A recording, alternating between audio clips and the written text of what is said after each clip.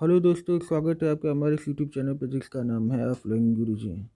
दोस्तों, यदि आप मेरे चैनल पर पहली बार आए तो मेरे चैनल को सब्सक्राइब कर लीजिएगा और मेरे वीडियोज़ को लाइक करिएगा और अपने दोस्तों के बीच में इसे शेयर कर दीजिएगा। धन्यवाद। तो दोस्तों, आइए शुरू करते हैं। आज का क्वेश्चन नंबर 1 है, ध्वनि की गति धीमी होती है। ठीक है, ध्वनि की गति जो क्या होती है, धीमी होती है। तो सबसे पहले ये प्रश्न होता है कि ध्वनि की गति तेज किस में होती है। तो ध्वनि की गति अगर तेज देखा जाए तो ध्वनि की गति अगर सबसे तेज होता है तो वो ठोस में होता है, उसके बाद तब द्रव में होता है, तब उसके बाद क्या होता है, गैस में होता है। यदि हम ध्वनि की बात करें तो सबसे ज़्यादा सॉलिड में होता है, उसके बाद लिक्विड में होता है, उसके बाद गैस में होता है। तो यहाँ अगर मैं ऑप्शन देखूँ तो अगर मैं यहाँ पे ऑप्शन देख रहा हूँ तो यहाँ पे आपका ऑप्शन है जल में, लोहा में, हवा में और हाइड्रोजन में। तो अब देखिए, मैंने बताया कि सबसे ज़्यादा सॉलिड में होता है, तो सॉलिड वाला तो काट ही दीजिए। फिर मैंने बताया कि लिक्विड में उसके बाद होता है, तो भी काट दीजिए। गैस में सबसे कम होता है। अब गैस में हवा भी है, हाइड्रोजन भी है, तो यहाँ पे जो ध्वनि की गति होगी इसका उत्तर होगा हवा में। हवा में जो है ध्वनि की गति सबसे गति जो है धीमी होती है। ठीक है दोस्त, चलते हैं अगले क्वेश्चन पे। दोस्त, इससे पहले मैं थोड़ा सा और अच्छे से इसका पोस्टमार्टम कर,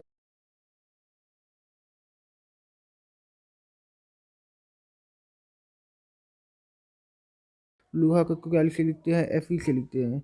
हवा को क्या लिखते हैं, ऑक्सीजन। हवा में तो वैसे बहुत सारे गैसों का मिश्रण होता है, ठीक है, तो स्पेशली हम ऑक्सीजन कह सकते हैं। ठीक है, हाइड्रोजन, हाइड्रोजन में क्या होता है, हाइड्रोजन में H2 लिखते हैं, है ना दोस्त। ठीक है, इस प्रश्न का उत्तर हवा में है। अब आता है दोस्त, मनुष्य की खोपड़ी में कुल कितनी हड्डियाँ होती हैं। अगर यहाँ पे मनुष्य की खोपड़ी में कुल कितनी हड्डियाँ हैं देखा जाए तो वैसे तो अगर गले, देखिए आदमी है ना, आदमी का एक ऐसे हो गया, एक ऐसे हो गया। यहाँ का मान लीजिए गला है यहाँ ना, तो ये गले से ऊपर अगर पूछा जाए मनुष्य के सिर में कितने हड्डी होते हैं, सिर में पूरा सिर लेके, कान, नाक, गला, जीभ, त्वचा, पूरा गला लेके, गला, तो आपको यहाँ पे लिखना होगा कि सर यहाँ पे तो 29 हड्डी होती हैं। कितनी हड्डी होती है, 29 हड्डी। फिर पूछा जाए कि आपके कान में कितने जोड़ी हड्डी होते हैं, तो आपके कान में 3 जोड़ी हड्डी होते हैं। कितनी जोड़ी हड्डी होते हैं, 3 जोड़ी। अब 3 जोड़ी कैसे हुआ, कान में आपको कुल मिला के 6 हड्डी होती है। अब 3 जोड़ी है जिसका मतलब 3 में 2 का गुणा कर दीजिए, तो 2 3 6 हो जाएगा। फिर कान में कितनी जोड़ी हड्डी होती है, 3 जोड़ी, यानी कुल मिला के 6 हड्डी होती है। अब 3 जोड़ी कौन कौन सी है, तो अगर देखा जाए तो पहली होती है इंकेक्स। पहली क्या होती है दोस्त, पहली होती है इंकेक्स, इंकेक्स। ठीक है, दूसरी होती है स्टेपिज। कौन हड्डी होती है दोस्त, स्टेपिज हड्डी होती है। ठीक है, और जो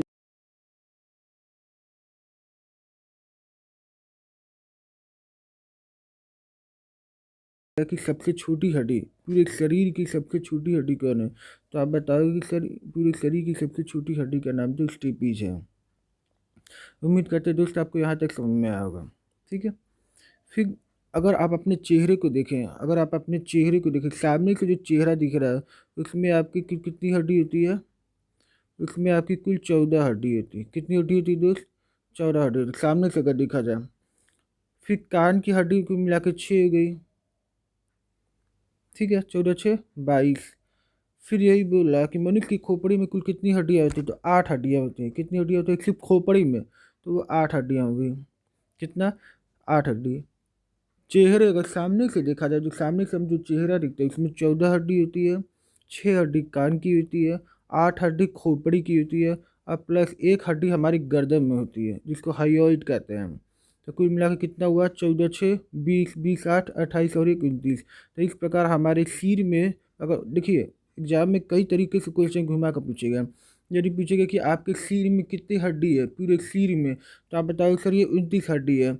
यदि आपके फेस पे बोले, फेस पे, है ना, फेस, तो फेस पे अगर बोले सामने से तो 14 हड्डी होती है, और कान में देखा जाए तो 6 हड्डी हो गई, और 8 हड्डी किसकी हो गई, खोपड़ी की हो गई। ठीक है, इस प्रकार कुल मिला के 29 हड्डियाँ हो गई। अब दोस्त बात आती है, अगर आपसे कोई पूछे कि भाई आपके हाथ, ये जो आपका हाथ है, आपके हाथ में कितनी हड्डी हैं, तो देखिए अगर मैं ऐसे फिगर बनाऊं, ठीक है, अगर मैं ऐसे देखिए, यहाँ से आपका हाथ निकला है, यहाँ से भी आपका हाथ निकला है, यहाँ से भी आपका पैर निकला है, यहाँ से भी आपका पैर निकला है। ठीक है, तो अगर मैं कहूँ तो ये जो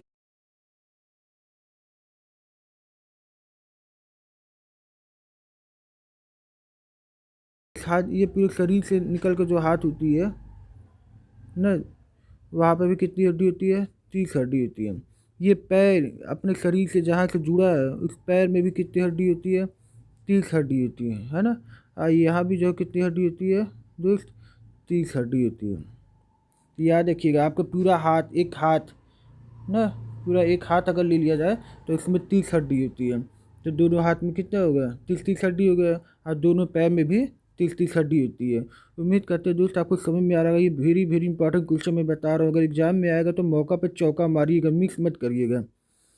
ठीक है, प्रकाश संश्लेषण कहाँ होता है? अब आपको पता है कि प्रकाश संश्लेषण कहाँ होता है। तो प्रकाश संश्लेषण आपको पता है, प्रकाश संश्लेषण का रिएक्शन आपको पता होना चाहिए। तो क्या होता है, 6Cu2 प्लस 12H2। सूर्य के प्रकाश को हम लिख देते हैं एच न्यू। जब सूर्य के प्रकाश के प्रेजेंस में पौधा जो है 6 CO2 लेता है, यानी 6 मोल CO2 लेता है, 12 मोल H2 लेता है, तो वो क्या करता है कि अपना कार्बोहाइड्रेट बनाता है, 6 6H12O6। ठीक है, और उसके बाद में 6 गो ऑक्सीजन भी देता है। इसीलिए कहा जाता है कि पेड़ पौधे लगाना चाहिए। पेड़ पौधे जितने अधिक से अधिक लगाएंगे तो वो आपका CO2 अधिक से अधिक एब्जॉर्ब करेगा, पानी कुछ ले लेगा। अब पानी लेकर के वो क्या करेगा, अपना कार्बोहाइड्रेट, अपना भोजन बनाएगा। ये अपना क्या कर रहा है, कार्बोहाइड्रेट बना रहा है, मतलब अपना भोजन बना रहा है। और उसके साथ साथ जो है वो क्या करेगा, 6 ऑक्सीजन जो है आपको देगा, है ना। अब दोस्तों, अगर इस ऑप्शन में देखा जाए तो प्रकाश संश्लेषण अब सूर्य के प्रकाश की उपस्थिति में होता है, तो इसीलिए हम इसका आंसर क्या मारेंगे, केवल दिन में। रात्रि में तो कभी नहीं होगा। दिन में और रात्रि में, दिन में तो ठीक है, रात्रि में भी दे दिया तो ऑप्शन गलत हो गया। दिन में अथवा रात्रि में ऐसा भी नहीं।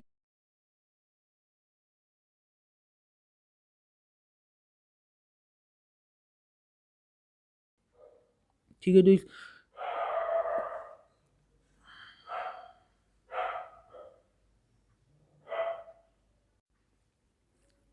चलिए अगले क्वेश्चन पे चलते हैं। जीव विकास को सर्वप्रथम किसने समझाया था?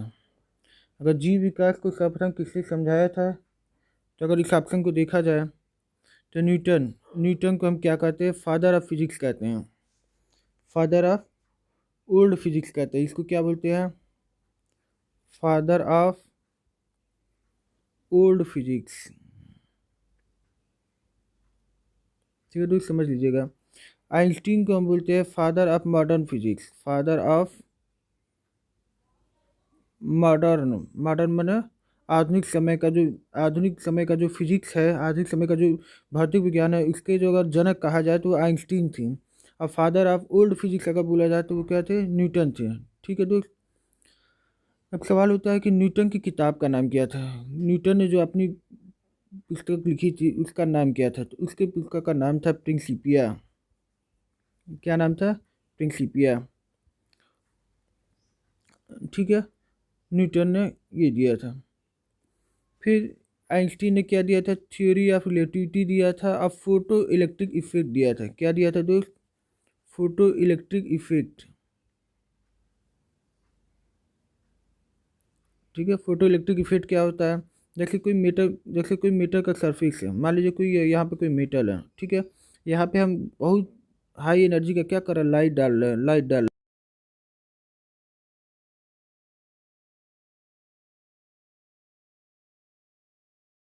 निकलने लगता है, तो इसी को हम क्या बोलते हैं, फोटो इलेक्ट्रिक इफेक्ट बोलते हैं। ठीक है, ये आइंस्टीन ने समझाया था। ठीक है दोस्त, अब न्यूटन ने क्या बताया था, न्यूटन ने क्या बताया था, तो आप जानते हैं कि न्यूटन ने गुरुत्वाकर्षण का नियम दिया था, जिसको बोलते हैं F=G m1 m2 upon r square, है ना दोस्त, यही दिया था।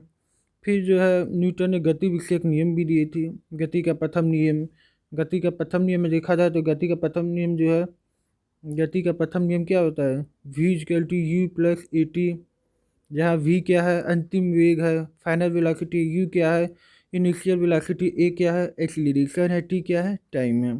ठीक है दोस्त, दूसरा क्वेश्चन उन्होंने क्या दिया था कि x इक्वल टू क्या होता है U T plus half A T square दिया था, गति का दूसरा समीकरण है ना। फिर गति का अगर तीसरा समीकरण देखा जाए तो गति का तीसरा समीकरण था v square equal to u square ना plus two a x, u square है। ठीक है दोस्त, ये यू है, नहीं समझ में आ रहा है तो यहाँ पे हम यू कर देते हैं। यहाँ पे क्या होगा यू होगा, यू यू ठीक है, you square plus two a x होगा। ठीक है दोस्त, यहाँ तक आपको समझ में आ गया। चार्ल्स डार्विन, तो चार्ल्स डार्विन जो है तो बाद में आए थे, इन्होंने जो है इनकी एग्जाम में क्वेश्चन जरूर पूछता है कि चार्ल्स डार्विन की किताब का नाम क्या था, तो आप लिखोगे सर किताब का नाम था origin of species, origin of species इनकी पुस्तक का नाम था। तो इस देखिए डार्विन के पहले भी जो है लैमार्क आए थे, तो उन्होंने जो है सर्वप्रथम,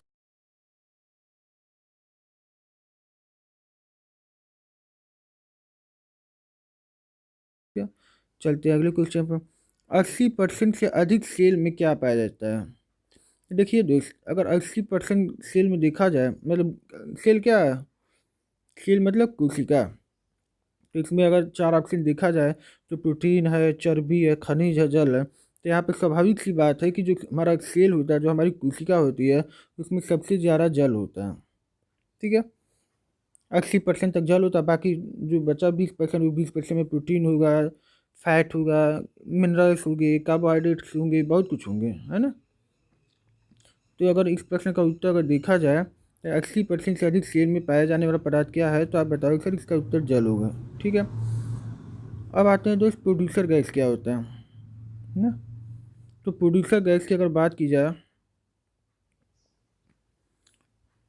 अगर प्रोड्यूसर गैस की बात की जाए तो यहाँ पे जो प्रोड्यूसर गैस है, प्रोड्यूसर गैस वो आपका producer gas carbon carbon monoxide और प्लस नाइट्रोजन, इसका जो कम्बिनेशन होता है उसी को हम बोलते हैं प्रोड्यूसर गैस। ठीक है, यहाँ मेथेन, ये मेथेन है, मेथेन को हम क्या कहते हैं मार्क्स गैस भी कहते हैं, दलदली गैस भी कहते हैं ना, दलदली गैस भी कहते हैं, और इसको हम क्या कहते हैं प्राकृतिक गैस भी कहते हैं, है ना। धान के खेत से भी मेथेन गैस निकलती है।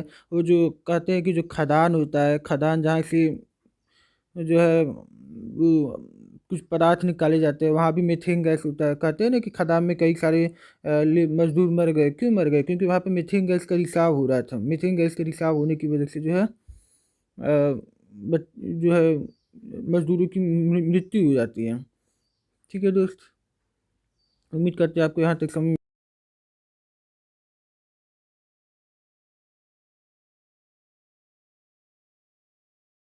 सी मीथेन नाम की गैस बना लेता है, जो स्वभाव के यहाँ जो ज़्यादातर कहाँ बनता है, खदान में बन जाता है। ठीक है, जहाँ जहाँ ज़मीन से खोद के निकालते हैं, राम लेबर नीचे जाते हैं, तो वहाँ पर ऑक्सीमीथेन नाम की कभी कभी गैस बन जाती है। इस वजह से वहाँ क्या होता है, विस्फोट हो जाता है। CO2 तो सबको पता है कि CO2 जो है हमारे पर्यावरण में कितना 0.03% है।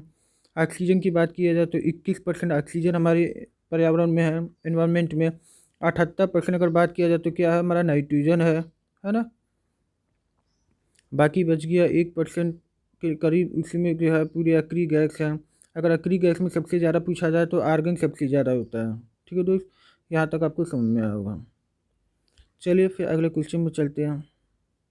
किस धातु को नोबेल धातु कहते हैं, किस धातु को नोबेल धातु कहते हैं। अगर यहाँ पे देखा जाए किस धातु को नोबेल धातु कहते हैं तो सोना को कहते हैं।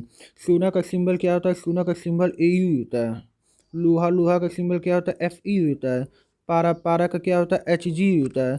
और जिंक, जिंक को तो भाई ऐसे लिखते हैं ना, जिंक मैंने जस्ता। अब सवाल उठता है दोस्त, नोबेल धातु तो कह दिए, नोबेल गैस किसे कहते हैं। तो नोबेल गैस किसे कहते हैं? तो आपको अगर देखा जाए तो मेंडलीफ ने जो आवर्त सारणी बनाई थी, या फिर जो मोजले ने आवर्त सारणी बनाई थी, इसमें आप अगर सबसे राइट में देखोगे तो आपको वहाँ पे दिखेगा helium, neon, argon, krypton, xenon, radon. ये सभी क्या है? ये सभी नोबेल गैस हैं। ये सभी क्या है? नोबेल गैस है। नोबेल गैस है, या किसी से रिएक्ट नहीं करते हैं। अब क्वेश्चन आता है एग्जाम में कि सबसे भारी नोबेल गैस का नाम बताइए। सबसे भारी नोबेल गैस का नाम बताइए।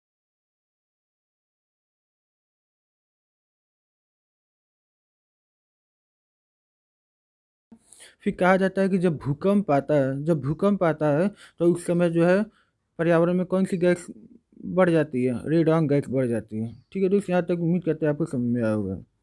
ठीक है, चलते हैं अगले क्वेश्चन पे। किस फसल की मिट्टी की नाइट्रोजन में वृद्धि हो जाती है? तो आपने पढ़ा होगा राइजोबियम बैक्टीरिया ना। राइजोबियम बैक्टीरिया वो जो है ज़्यादातर मटर, दाल, दलहनी पौधे जितने होते हैं, इसमें जो है क्या बोलते हैं, राइजोबियम बैक्टीरिया पाए जाते हैं। वो क्या करते हैं कि पर्यावरण से नाइट्रोजन ले करके अपने पौधों को क्या करते हैं, नाइट्रेट फार्म में उनको पोषण देते हैं ना। तो इसलिए इस प्रश्न का जो उत्तर होगा, किस फसल के मिट्टी के नाइट्रोजन में वृद्धि होती है, तो आप बताओगे सर ये तो मटर की हुई है। ठीक है दोस्त, अब मुझे सेब दिख रहा है, तो सेब में कौन सा एसिड पाया जाता है? तो आप बताओगे सर इसमें तो मैलिक एसिड पाया जाता है। कौन सा एसिड? मैलिक एसिड पाया जाता है। आलू के बारे में क्या जानते हो? आलू जो है गोल क्रांति में आता है। ठीक है, धान वान तो आपका हरित क्रांति में आएगा। ठीक है, चलिए मिलते हैं अगले क्वेश्चन पर।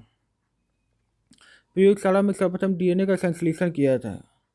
तो अगर इसमें देखा जाए तो प्रयोगशाला में सर्वप्रथम डीएनए का संश्लेषण किया था वो हरगोविंद खुराना जी ने किया था। भारत के एक साइंटिस्ट थे, तो उन्होंने ही जो है प्रयोगशाला में सर्वप्रथम डीएनए का संश्लेषण किया था, हरगोविंद खुराना।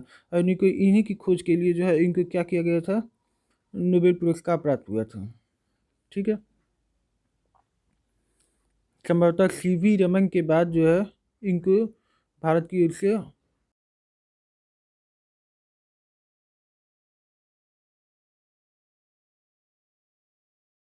पेड़ का खाना तैयार करने की प्रक्रिया क्या कहलाती है? आपको पता है, अभी मैं पिछले क्वेश्चन में बताया था कि पौधे जो है अपना खाना कैसे बनाते हैं। पौधे अपना खाना कैसे बनाते हैं? 6 CO2 लेते हैं, 12 H2O लेते हैं, सूर्य के प्रकाश लेते हैं।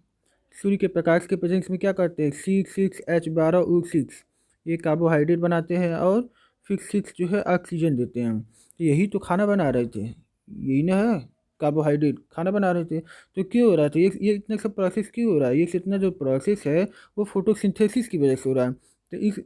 तो पौधे व पेड़ का खाना तैयार करने की प्रक्रिया कहलाती है फोटोसिंथेसिस। का जो उत्तर होगा, उसका उत्तर क्या होगा? फोटोसिंथेसिस। ठीक है दोस्तों, उम्मीद करते हैं आपको यहाँ तक समझ में आया होगा। फिर चलिए आगे क्वेश्चन पे चलते हैं। निम्नलिखित में से किसकी कमी से रक्तहीनता होती है? अब किसकी कमी से रक्तहीनता होती है? तो आपको पता है रक्तहीनता को अंग्रेजी में एनीमिया बोला जाता है। क्या बोला जाता है दोस्त? एनीमिया बोला जाता है। एनीमिया में जब अगर किसी को एनीमिया हो जाता है, एनीमिया रोग हो जाती है, तो इसका मतलब कि इसके जो ब्लड है उसमें क्या हो गया? आयरन की कमी हो गई है।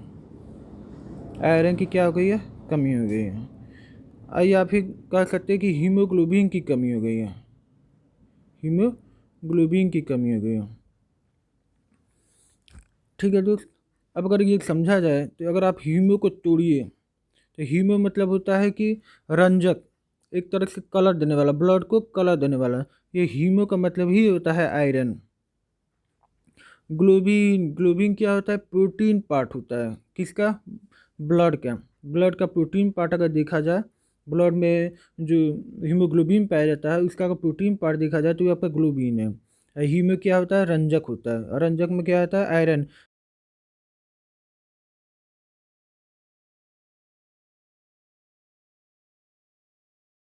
होगा। दोस्त कैल्शियम को तो हम Ca लिखते हैं, मैग्नीशियम को Mg लिखते हैं। ठीक है दोस्त, कैल्शियम का जो जो क्या कहते हैं एटॉमिक नंबर होता है वो क्या होता है? 20 होता है। परमाणु क्रमांक कितना होता है? 20 होता है। मैग्नीशियम का परमाणु क्रमांक कितना होता है? 12 होता है। इसका अगर परमाणु भार की बात की जाए तो ये लगभग लगभग 24 होता है, और कैल्शियम की बात की जाए तो इसका परमाणु भार लगभग लगभग 40 होता है। ठीक है दोस्त, यहाँ तक आपको समझ में आएगा। ये दोनों क्या है? अल्केली अर्थ मेटल है ना। अल्केली अर्थ मेटल मतलब क्षारीय मृदा धातु है। क्या है दोस्त? क्षारीय मृदा धातु है। ये क्या है? एक्स ब्लॉक के तत्व हैं। किस ब्लॉक के? एक्स ब्लॉक के। जब आप आधुनिक आवर्त सारणी खोलोगे, मॉडर्न पीरियोडिक टेबल खोलोगे, तो आप देखोगे कैल्शियम मैग्नीशियम कहाँ आपको मिल जाएंगे? एक्स ब्लॉक में मिल जाएंगे। आयरन आपको कहाँ मिलेगा? डी ब्लॉक में मिलेगा, है ना। आयरन का कितना होता है? तो आयरन का अगर परमाणु क्रमांक की बात की जाए तो वो 26 होता है। ठीक है दोस्त, उम्मीद करता है आपको यहाँ तक समझ में आया होगा। चलिए फिर अगले क्वेश्चन पर चलते हैं। मानव शरीर की सबसे बड़ी और मजबूत हड्डी क्या है? अभी अभी मैं पिछले क्वेश्चन बता रहा था कि मानव शरीर की अगर सबसे बड़ी और मजबूत हड्डी की बात की जाए तो आपका फीमर है। फीमर कहाँ होता है? जान में होता है ना। फीमर कहाँ होता है? जान में होता है। लेकिन अगर आपसे पूछा जाए कि नहीं, मानव शरीर की सबसे छोटी हड्डी बताओ, तो अगर मानव शरीर की सबसे छोटी हड्डी बताया जाए तो क्या हो जाता है? स्टेपीज। क्या हो जाता है दोस्त? स्टेपीज। ये आपके कान में पाया जाता है, दो जुड़ी। एक एक लेफ्ट कान में एक स्टेपीज, एक राइट कान में एक स्टेपीज पाया जाता है। ठीक है दोस्त, यहाँ तक आपको समझ में आया होगा। अगर आपसे पूछा जाए कि पूरे शरीर का सबसे मजबूत भाग बताइए, तो वो जबड़ा होता है।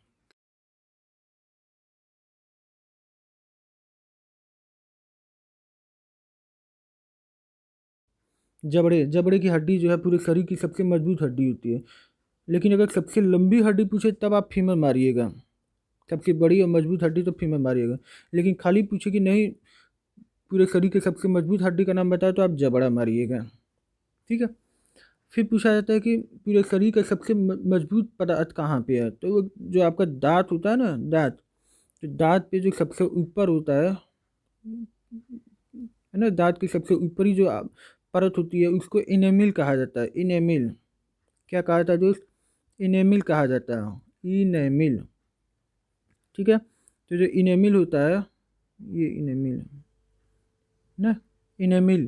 तो इनेमिल क्या होता है? पूरे शरीर का सबसे मजबूत पदार्थ होता है। ठीक है दोस्त, उम्मीद करते हैं यहाँ तक समझ में आया होगा आपको। चलिए फिर अगले क्वेश्चन पे चलते हैं।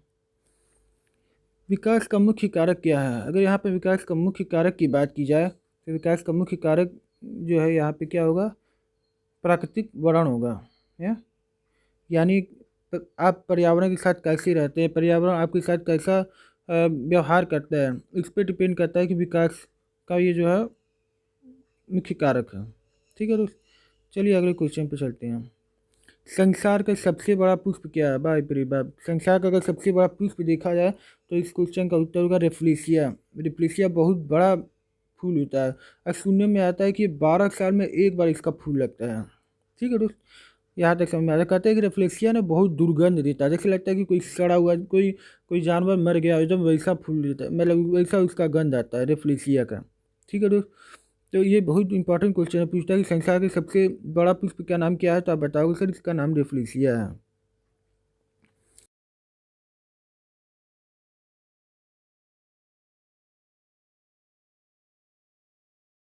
ब्लड देने वाला, तो ब्लड देने वाला तो ओ होता है। अब ब्लड लेने वाला, तो ब्लड लेने वाला जो है ए बी होता है। वो क्या होता है? सर्वदाता, यूनिवर्सल डोनर। और ए बी क्या होता है? Universal acceptor. तो अब एग्जाम में क्वेश्चन आता है कि ओ में भी कौन सा? ओ में आपका ओ निगेटिव, और ए बी में आपका ए बी पॉजिटिव। ठीक है दोस्त, अब दोस्त इम्पोर्टेंट ये है, अब आप कल पूछोगे सर ये प्लस क्या दिखा रहा है और माइनस क्या दिखा रहा है? प्लस दिखाता है कि इसमें एंटीजन है, और इसमें एंटीजन नहीं है। ठीक है।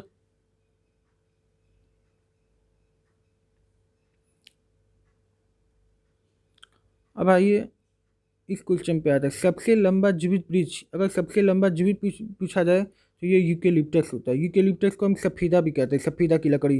ये क्या करता है? पानी बहुत खींचता है, ज़मीन से पानी बहुत खींचता है, इसीलिए इसको जो है पानी का राक्षस कहा जाता है यूकेलिप्टस को। ठीक है दोस्त, और अगर आपसे पूछा जाए कि नहीं सबसे लंबा वृक्ष का नाम बताओ तो आप बताओगे सर ये रेडवुड है। रेडवुड जो है दुनिया का सबसे लंबा वृक्ष है, पेड़ है। ठीक है दोस्त। लौह अयस्क प्रकृति में किस अवस्था में पाए जाते हैं? तो अगर इसकी बात किया जाए तो आप देखेंगे कि आयरन जो है ज़मीन से जब आप निकालोगे तो आपको आयरन ऑक्साइड के रूप में मिलेगा, Fe2O3 में मिलेगा, है ना। तो लौह किस फॉर्म में मिल रहा है? ऑक्साइड फॉर्म में मिल रहा है। तो इस प्रश्न का उत्तर जो है आपका ऑक्साइड होगा। जीवन के लिए सबसे विषैली गैस कौन सी है? अगर सबसे विषैली गैस चारों ऑप्शन में देखा जाए तो यहाँ पे तो दो ऑप्शन तो सेम सेम हो गया। तो सब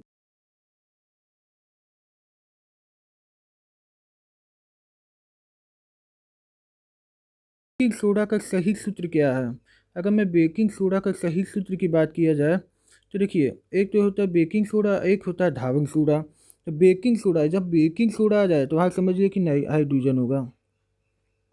सोडियम बाइकार्बोनेट, इसको क्या पढ़ते हैं दोस्त? सोडियम बाइकार्बोनेट बोलते हैं। यही आपका क्या होता है? बेकिंग सोडा होता है। यही आपका क्या होता है? बेकिंग सोडा का फार्मूला होता है। ठीक है, बेकिंग सोडा का फार्मूला होता है। अब सोडियम कार्बोनेट, सोडियम कार्बोनेट को अगर इसको हम क्या बोलते हैं? धावक सोडा बोलते हैं। क्या बोलते हैं दोस्त? धावक सोडा बोलते हैं। धावक सोडा का फार्मूला होता है Na2CO3, और इसके साथ साथ जो है 10 जो है वाटर के मालिक्यूल भी जुड़े रहते हैं। तब आप इसको क्या बोलोगे? धावक सोडा बोलोगे। ठीक है दोस्त। फिर क्या होता है? NaOH। NaOH क्या है? NaOH एक क्षार है। NaCl क्या है? एक साल्ट है। कहते हैं कि जब स्ट्रॉन्ग एसिड स्ट्रॉन्ग बेस मिल के बनते हैं तो क्या बनते हैं? जैसे मान लीजिए यहाँ पे एसिड है, जैसे यहाँ पे मान लीजिए क्या है? एसिड है। मान लीजिए यहाँ पे क्या है? एसिड है। एसिड और बेस मिला के मिलाते हैं तो क्या बनता है हमारा? साल्ट बनता है। साल्ट के साथ में क्या बनता है? वाटर भी बनता है। अगर इस केस में बात किया जाए तो इस केस में क्या होगा? मान लीजिए अगर NaCl बनाना है तो पहले हमको HCl लेना होगा और फिर हमको NaOH लेना होगा।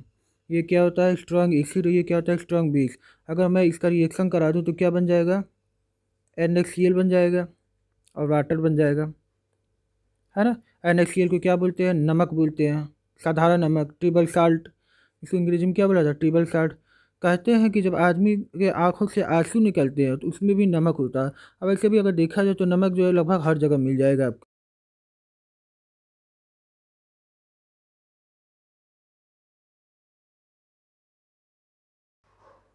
चलिए अगले क्वेश्चन पे चलते हैं। कार्बन की संयोजकता अपने कार्बनिक यौगिक में होती है। अब जैसा कि आपको पता है कि आपने केमिस्ट्री में पढ़ा होगा कि कार्बन की जो वैलेंसी होती है कितनी होती है? 4 होती है। वैलेंसी होता क्या है? जैसे ये कार्बन है तो कार्बन कितना होता है? कार्बन के पास परमाणु क्रमांक 6 होता है। तो अगर मैं इसको इलेक्ट्रॉनिक विन्यास करूँ तो यहाँ क्या होगा? 2 आएगा, यहाँ क्या आएगा? 4। तो आउटर मोस्ट शेल में जितने इलेक्ट्रॉन होते हैं वही उसकी क्या होती है? वैलेंसी कहलाती है। तो कार्बन के 4 होते हैं। ठीक है दोस्त, यहाँ तक आपको समझ में आया होगा। चलिए फिर अगले क्वेश्चन पर चलते हैं। मनुष्य के जीवन काल में कितनी दांत 2 बार विकसित होते हैं? अगर ये देखा जाए तो कहने का मतलब है कि दूध के दांत जो है जीवन में कितनी बार निकलते हैं? तो 2 बार जरूर निकलते हैं। तो जो दूध के दांत होते हैं वो 20 होते हैं। ठीक है, इसको हम टेम्पोररी टीथ कहते हैं। ठीक है, चलिए अगले क्वेश्चन पे चलते हैं। पुरुष जीन संगठन होता है। अगर पुरुष जीन संगठन की बात की जाए तो जैसे अगर कोई बच्चा पैदा हो रहा है, अगर कोई मेल है और कोई फीमेल है, तो मेल में जो जीन संगठन होता है वो क्या होता है? XY होता है। फीमेल में क्या होता है? XX होता है ना। और अगर कहा जाए कि अगर मेल का X और फीमेल का X मिल के यहाँ को कोई संतान बन रहा है तो जाहिर सी बात है यहाँ पे क्या बनेगी? लड़की बनेगी। ठीक है, और अगर यहाँ पे देखा जाए मेल का वाई कंपोनेंट, मेल का वाई कंपोनेंट और इसका एक्स, यहाँ पे क्या बनना था? XX बनना था। लेकिन अगर यहाँ पे जो है XY बन जाए तो इसका मतलब कि यहाँ पे क्या होगा? लड़का पैदा होगा, यानी बॉय। ठीक है, यहाँ पे क्या पैदा होगी? लड़की पैदा होगी। तो वही पूछ रहा है कि पुरुष जीन संगठन होता है तो पुरुष में क्या होता है? ये XY होता है। क्या होता है दोस्त? XY होता है। तो इसलिए जो है इस प्रश्न का जो उत्तर होगा वो आपका क्या होगा? XY होगा।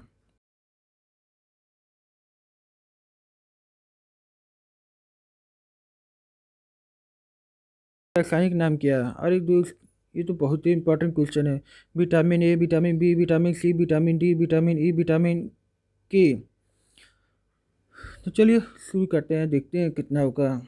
Vitamin A. यदि विटामिन ए की बात की जाए, विटामिन ए का रासायनिक नाम क्या है? रेटिनॉल। क्या है दोस्त? रेटिनॉल। बी के पूछा जाए तो थाइमीन। क्या दोस्त? थाइमीन। सी का पूछा जाए, अब यहाँ पर सी का पूछ दिया है तो यहाँ पर जो सी का उत्तर होगा वो क्या होगा?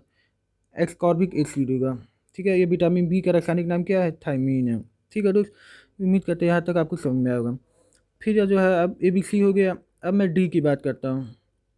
डी की बात करता हूँ तो विटामिन डी जो होता है, वो विटामिन डी का नाम जो है वो क्या है? कैल्सीफेरॉल।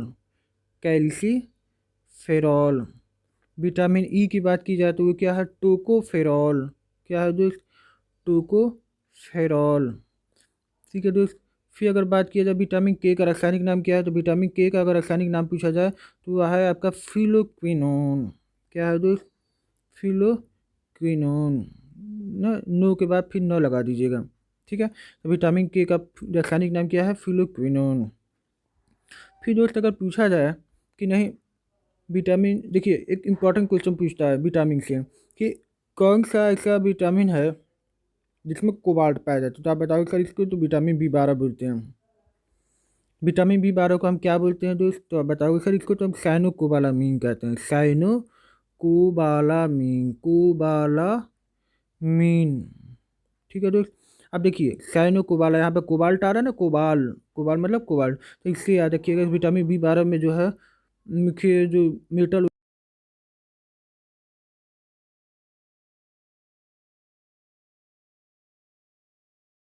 Citric acid. भाई साइट्रिक एसिड है क्या? साइट्रिक एसिड खट्टे फलों में पाया जाने वाला एसिड होता है। ठीक है।